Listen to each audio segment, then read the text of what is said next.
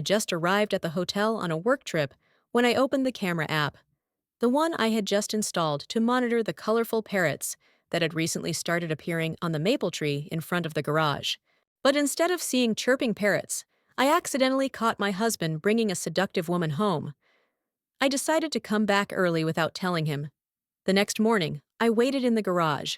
When the automatic door opened, it took exactly 1 second for his face to go pale the moment he saw me. He even dropped the condoms in his hand. The woman asked, "Did you hire an hourly maid?" What I said next made their legs go weak. They couldn't even stand. But before I tell you what I said that shocked them so much, please hit the like button and comment below with the city you're living in. I'll tell you right now. My name is Athena, 36 years old, and I'm the nurse manager of the cardiology department at Brigham Hospital. My husband Michael and I have lived for nearly 8 years in a 3-bedroom house on the north side of Chicago, ever since he opened his own wedding photography studio. Lately, a few colorful parrots have been appearing each morning on the maple tree in front of our garage. Their chirping delighted me, so I decided to install a small camera in front of the garage. Barely visible unless you look closely, just to capture a few clips for my barren Instagram account. That year, I was honored to be selected by the hospital leadership to attend the NTA conference, the largest nursing event of the year, held in mid-May in New Orleans. The 4-day trip was both for professional development and a break, after 2 full quarters without a single day off. Around 1 p.m. that day, during a break between sessions on the first day, I sat alone in my hotel room and absent-mindedly opened the camera app, just to see if the parrots had shown up in the trees today, but all I saw were strangely still branches. Disappointed, I was about to close the app when I saw the garage door at home open, at a time when Michael usually wasn't home. His car appeared, driving into the frame, parking precisely as always, and then a young woman stepped out with him, holding his arm.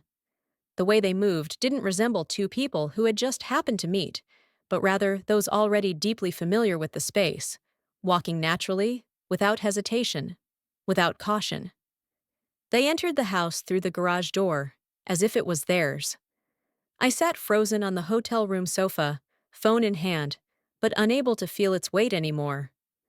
I rewound the footage, and then again, not because I couldn't see clearly, but because my brain refused to accept what my eyes had just seen. I didn't cry right away, nor did I scream. There was only a strange emptiness in my chest, like the moment a doctor tells the patient's family, "We did everything we could." At that point, I didn't yet know who the woman was, didn't know how far this story would go. I only knew that the camera I had installed to watch birds had unintentionally opened a door, one I might have been living inside for years without ever realizing. At that very moment, I knew I needed to call someone, and that person could only be Nicole, my best friend of more than 10 years. I called Nicole, the one who had been by my side through endless night shifts, through the days I collapsed from exhaustion in the hospital break room, and through the phases when I believed my marriage was the one place I could let my guard down. When Nicole picked up, I said immediately, "Nicole, I just saw my husband bring another woman into our house. I don't know what to do." After saying that, I went silent, waiting for her advice like I always did, but the line stayed quiet for a long time. So long I thought the call had dropped, until Nicole finally spoke, her voice low and trembling. "Athena, I'm sorry, I should have told you sooner." I gripped the phone tightly and asked softly, "Told me what, Nicole?" She took a deep breath, like she was about to enter a dark room she didn't want to open. "3 months ago, Michael brought a woman into the hotel I manage," she said. And when I asked, "Are you sure?" Nicole replied immediately, without hesitation, "I'm sure. I saw him with my own eyes." She went on to say the woman was dressed provocatively that day, that when Nicole called Michael's name right in the lobby, he was so startled he dropped the water bottle in his hand. The sound of it hitting the tiled floor was so loud it made a few nearby guests turn their heads. In that moment, Michael pulled Nicole aside, lowered his voice and begged her, said it was just physical, not emotional, said that we had been fighting, said that if Nicole told me, I would never forgive him and our family would fall apart, swore it was a one-time thing and would never happen again. And when I asked, my voice dry and cracked, "And you believed him?" Nicole was silent for a few seconds before answering, "I did. Not because I was naive, but because I thought it would hurt less if you never found out." Then she took a deep breath, as if she had reached the point of no return, and said something that sent a chill down my spine. "Athena! The hotel's security cameras recorded everything." I opened my eyes wide and asked, "Everything? Like what?" And Nicole answered, her voice much softer. "From the moment he walked in with that woman, until they left, clothes disheveled."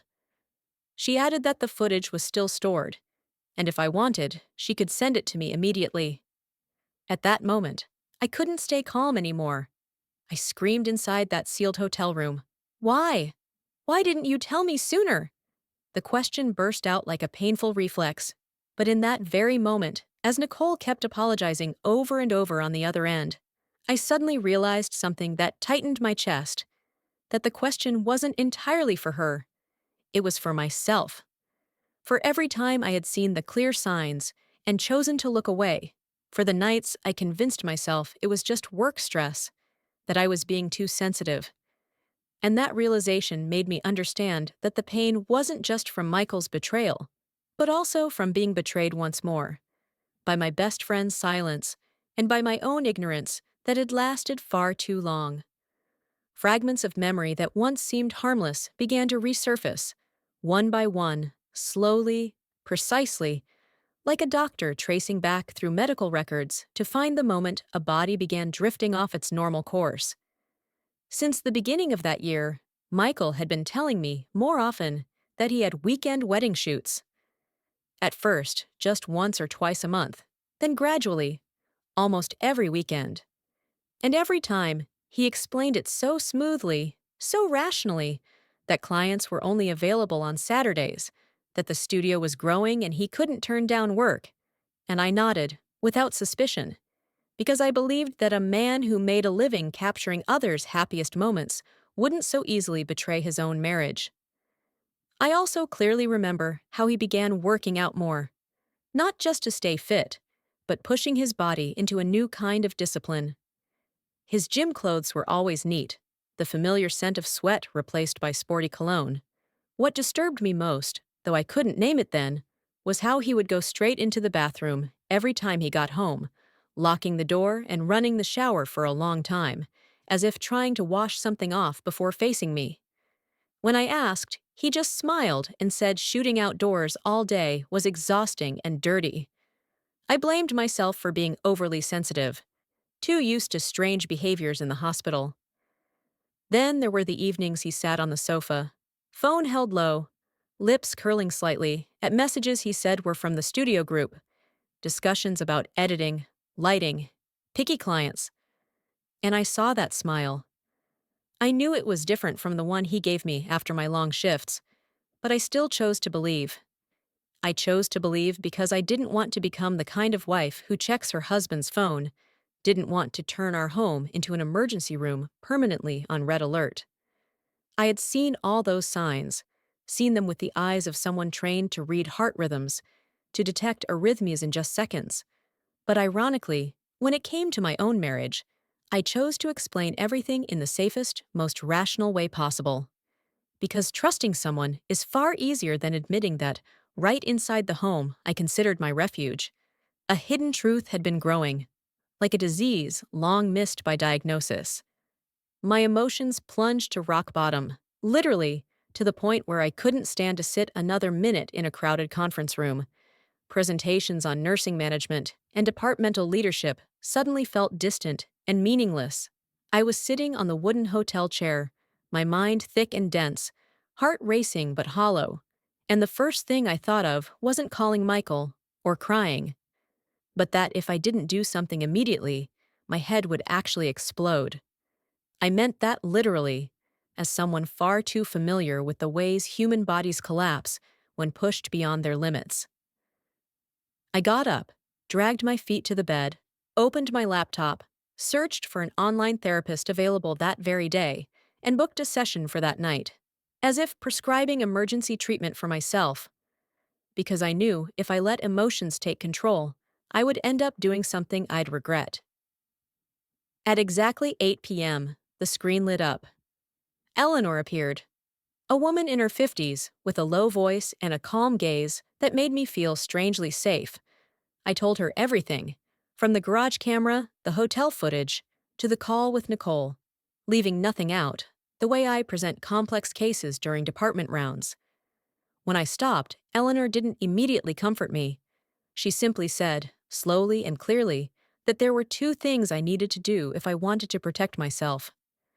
First, I had to gather more evidence, because truth only matters if it holds up legally and to my own conscience, and if possible, to catch him in the act. Not for revenge, but so I wouldn't later be pulled back by denial, distortion, or gaslighting. The second thing, Eleanor looked at me through the screen and asked a question that seemed simple but left me silent. Did I blame Nicole? Did I see her silence as part of the betrayal?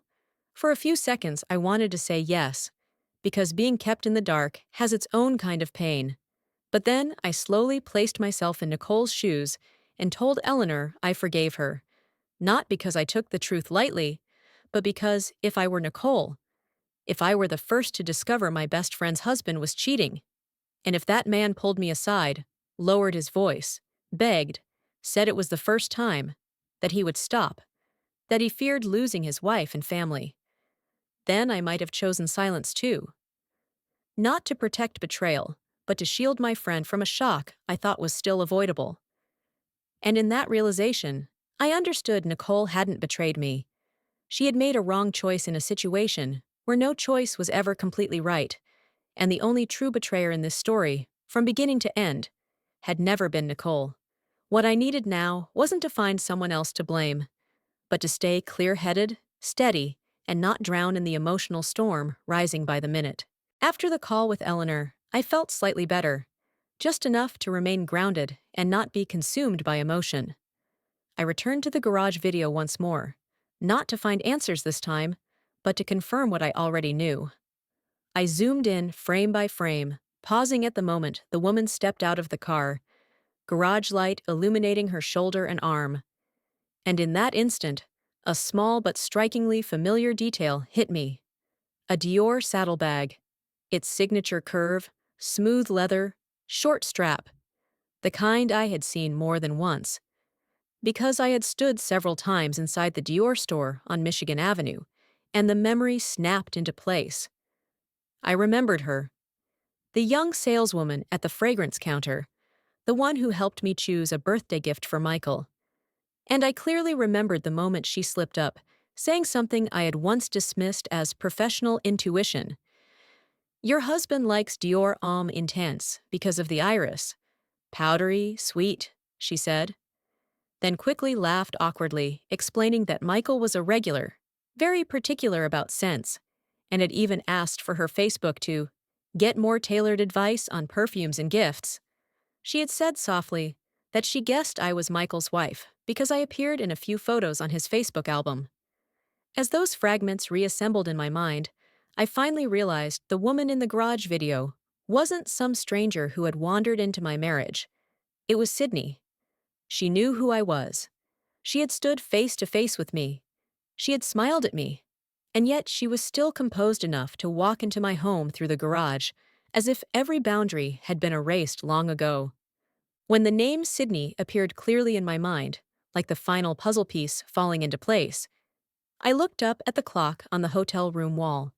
It was almost 10:30 p.m., just as my phone vibrated with a message from Michael.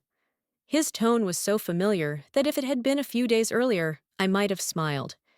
He asked how the conference was going, whether the food in New Orleans suited my taste, whether I was tired, and I realized he was playing his role perfectly as a caring husband, while for the first time in my life, I chose to play mine differently.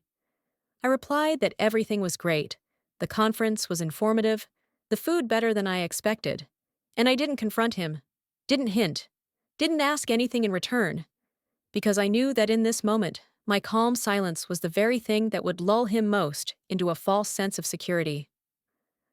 After sending that message, I began doing very specific, dry tasks, as if handling a patient file that required clear, documented evidence.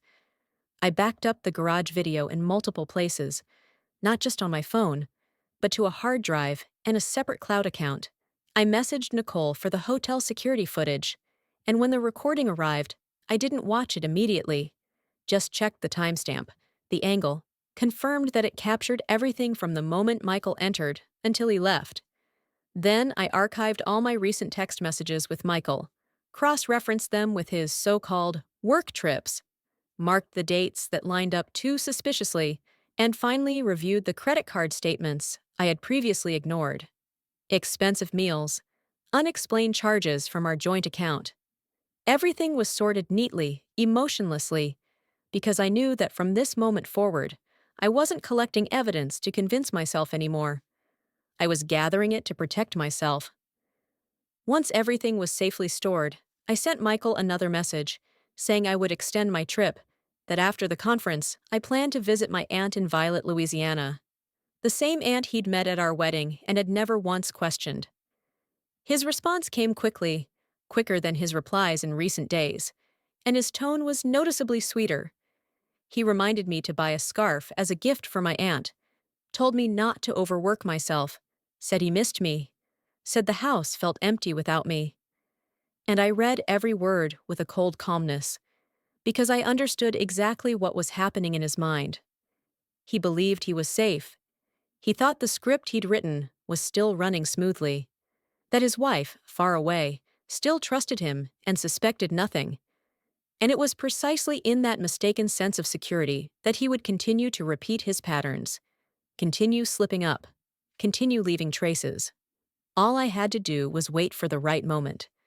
Because this psychological trap didn't need rope or locked doors. It only needed one thing: the overconfidence of a man who thought he had hidden everything well enough. As I reread Michael's sweet final message, I knew I had everything I needed to move on to the next step. I opened the airline app and rescheduled my flight 2 days earlier, without hesitation, without notifying anyone, because I knew that if I gave myself more time to think, I'd start finding reasons to delay, to rationalize, to stand outside the truth one more time.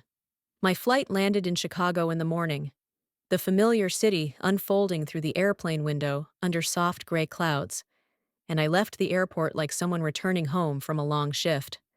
No call to my husband, no messages, no clues that my plans had changed. When I reached my neighborhood, the first thing I did was check the garage camera to make sure Michael had driven out and the house was empty. Then I pulled my suitcase from the car trunk, walked around the back, and stashed it neatly in the shed, because I didn't want any trace inside the house that I had come home early. I didn't want a suitcase in the living room to shatter the perfectly intact illusion Michael still trusted without question. I locked the shed, washed my hands, changed shoes, every movement slow and deliberate, as if preserving the state of a house untouched. When the clock neared 1 p.m., I turned off all the garage lights, closed the side door behind me, and stood in the familiar cool darkness of the concrete floor, where the smell of engine oil and old wood mingled, and I waited, not with the thrill of someone about to catch a cheater, but with the composure of someone ready for whatever outcome lay ahead, because I knew very well that within minutes, that automatic door would open, and everything I had spent so long avoiding would be forced into the light. 5 minutes later, the automatic garage door began to open, the familiar hum of the motor echoing in the cool, dim space, light from outside spilling in gradually, just enough for me to see the car pulling in close to the line, Michael's practiced motion like the hundreds of times before. Except this time, 2 people stepped out, almost simultaneously, no one leading, no one hanging back, as if they were perfectly used to appearing together in this space. When they looked up and saw me standing there, the air instantly froze. Not the noisy silence of a fight, but the absolute stillness of a moment for which no one had rehearsed. Michael froze, shoulders stiff, as if every reflex had just been drained from his body, And in that brief second, a few condoms slipped from his hand and hit the cold concrete floor of the garage with faint, dry thuds, loud enough that I could hear my own heartbeat echoing in my ears. Sydney halted mid-step, eyes wide in shock, and then, without looking at Michael, she blurted out in a trembling, confused voice, "Is she the cleaning lady?" The question spilled out like a desperate grasp for any remaining excuse, and I didn't need to raise my voice or move forward. I just stood there and replied, very slowly, very clearly, "I'm the woman he got down on one knee and proposed to 8 years ago, and I know exactly who you are." Every word landed with measured weight in the empty garage, enough to drain the color from Michael's face, enough for me to know that in this moment, every lie he had ever constructed had nowhere left to stand. Even before my words had fully settled in the air, Sydney snapped out of her brief paralysis, spinning around and running for the garage exit in a panic. Her steps were so frantic that her high heel got caught in a crack in the floor, sending her crashing forward. The sound of her fall rang harsh and dry through the empty space, and in that instant, I saw pure fear on her face. None of the confidence or pride of the woman who once walked into my house through the garage. Sydney stumbled to her feet, yanked off her remaining shoe, and flung it behind her, like it was the last thing holding her back, then lifted her dress and ran. So chaotic and pitiful that even I was surprised to feel no anger anymore, only a cold emptiness. During all of this, Michael remained frozen. He didn't step forward to help her, didn't call her name, didn't try to explain. He just stood there, like someone petrified at the scene of his own crime, and that silence told me more than any confession ever could. When the sound of Sydney's footsteps finally disappeared beyond the entrance, I turned to Michael, still standing in the garage, like he hadn't yet grasped what had just happened. This time, I didn't need to hold back my voice, and I didn't need to raise it either. I spoke calmly, in short, clear sentences. "You have 30 minutes to gather your things and get out." Not as a threat, but as a decision long made. When he tried to speak, I cut him off and reminded him of something he knew all too well, that this house was under my name, an inheritance from my grandfather. It wasn't marital property, not something to be bargained for or negotiated in this moment. I looked him in the eye and continued, without raising my tone, but leaving no room for misinterpretation. "If you're still here after 30 minutes, I'll call 911. That was when I saw real panic appear on Michael's face, not because he was losing me, but because he finally understood that this time, everything was beyond the reach of apologies and familiar promises. He was no longer the one in control of this story. And as he lowered his head and walked toward the stairs, I stayed where I was, didn't follow, didn't look back, because I knew this moment wasn't the end of a fight. It was the first boundary I had ever drawn to protect myself. When the bedroom door closed behind Michael, I thought the hardest part was over, that everything from here on could be handled quietly, with paperwork and distance. But at 10 p.m. that night, as the house settled into silence, and I sat alone in the living room under the only lit lamp, my phone buzzed with a message from a mutual friend. Attached was a short audio file and a cautious line. "I think you should hear this." When I played it, the loud background of a Chicago bar spilled out, glasses clinking, laughter ringing, and Michael's voice came through, clear and unfiltered.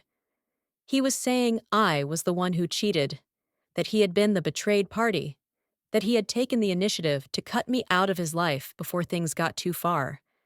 And I sat there, listening to every word, every syllable, feeling like someone was deliberately rewriting the entire story behind my back, not to protect themselves, but to preserve their image in the eyes of others.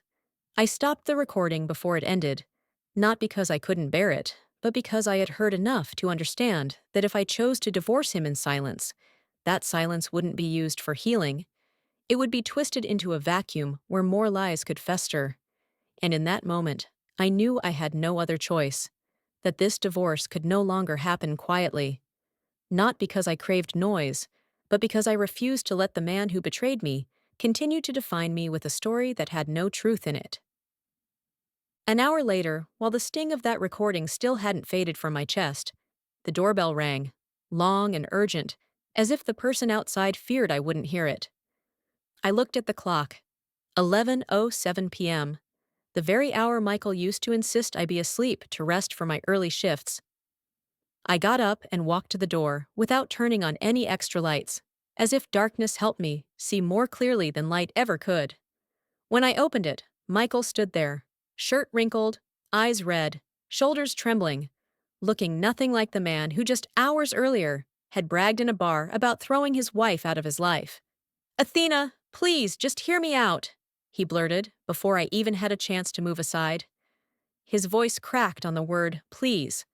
I stood still, silent. Michael stepped one foot onto the porch, voice faltering. "I was wrong. I'm really sorry. I don't know how I let it get this far. I panicked. I lost control. I don't want to lose you. Please don't leave me. Just give me one more chance. Please." I watched him for a long time, long enough to see that flicker of hope light up in his eyes. That moment, he truly believed that saying sorry, looking sorry, would magically bring everything back. And I decided to act. I took a long breath, then nodded gently, voice soft like the early days of our marriage. "I need time, but okay, let's try again." I saw his shoulders drop in relief. He even reached out to hug me, but I stepped back just slightly, enough to keep distance without triggering suspicion. He didn't know, and never would suspect, that the moment I said okay, there was only one date burning bright in my mind like a flashing ER alarm. The 8-year anniversary of his wedding photography studio. The annual event he so proudly hosted, attended by clients, staff, friends, and most importantly, his primary investor. I watched Michael step off the porch, turn his back, utterly convinced I had just forgiven him. But me, I was simply preparing for the one moment where truth would have nowhere left to hide. 7 days later, on Friday evening, the 8th anniversary of Michael's studio, I arrived at the hotel where he was hosting his annual gala, the kind of event he always proudly called Client and Investor Appreciation Night. The space was bathed in warm golden light. Large wedding portraits framed the room. Soft jazz played from ceiling speakers. The studio staff were busy entertaining guests. Past clients toasted with champagne, and the main investor, Mr. Kramer, was chatting cheerfully with business partners. Everyone believed this was a night to celebrate achievement. Only I knew it would be the night everything ended. When the MC introduced Michael for his speech, he took the mic with his usual confident smile, talking about building a brand, about effort, teamwork, and, as I predicted, he turned to invite me on stage. "And here," he said, eyes glistening like nothing had ever gone wrong between us, "is the woman behind all my success, my wife, Athena. She has a special gift for me tonight." I stepped onto the stage to scattered applause. I could feel Michael's breath beside me, steeped in the confidence of someone who thinks he's escaped. I took the mic and smiled gently. "That's right. Tonight, I have a gift for you." The room quieted. A few heads turned toward me. I gestured to the tech in the back, and the screen came alive. First, the garage video.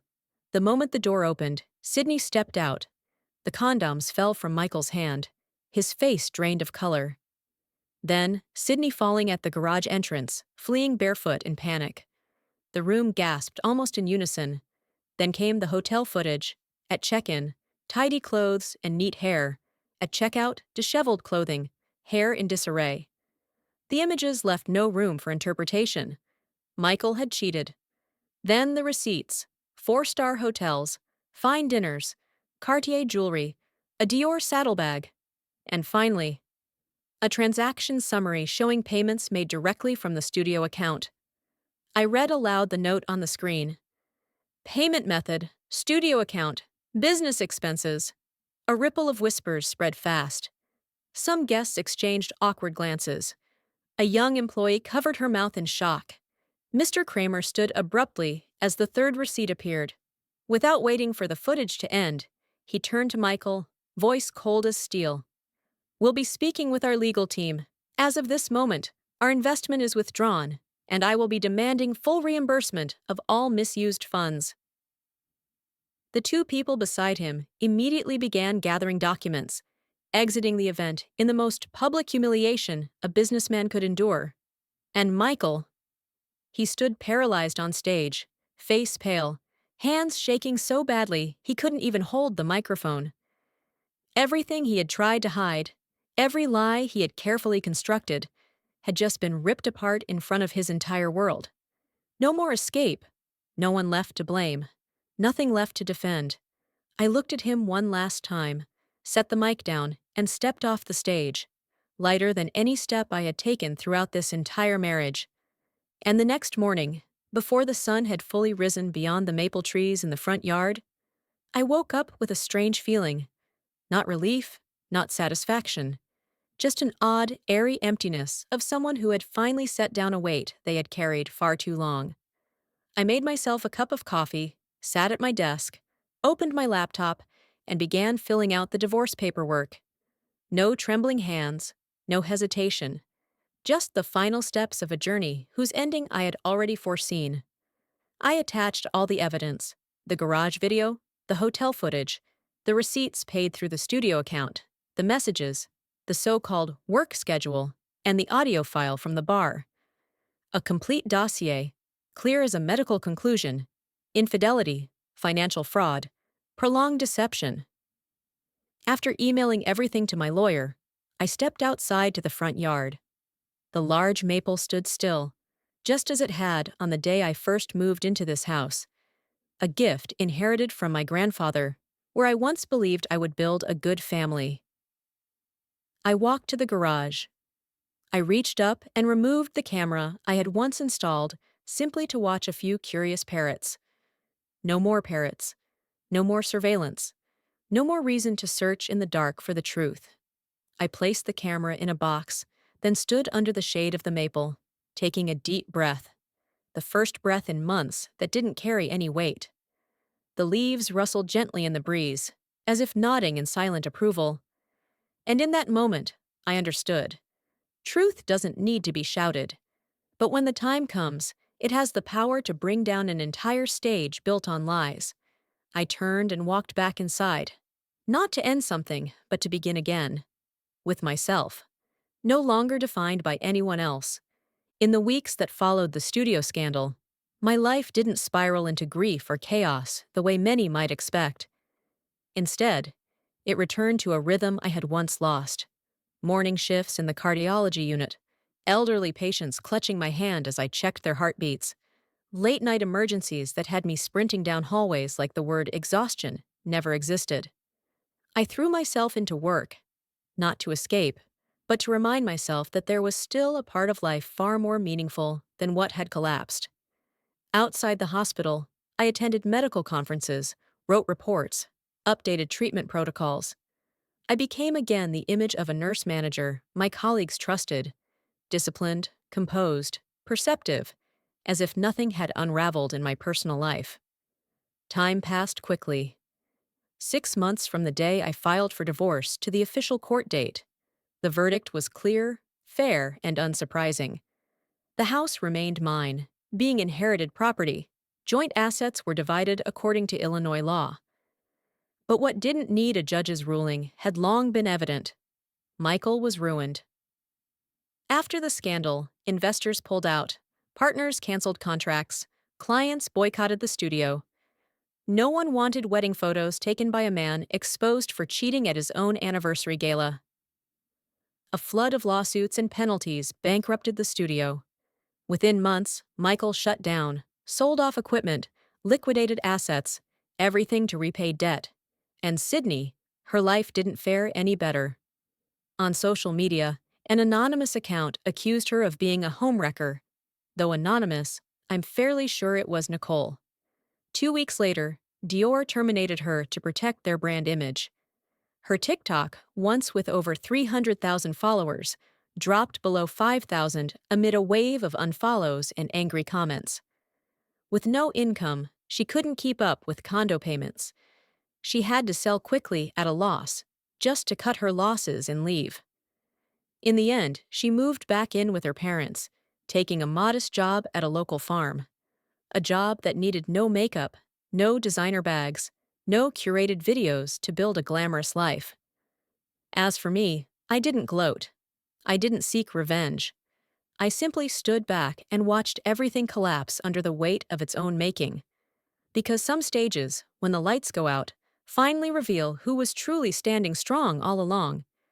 And then time passed, as it always does, slowly through long hospital shifts, yet astonishingly fast when I looked back at how far I'd come. I continued working steadily at the hospital.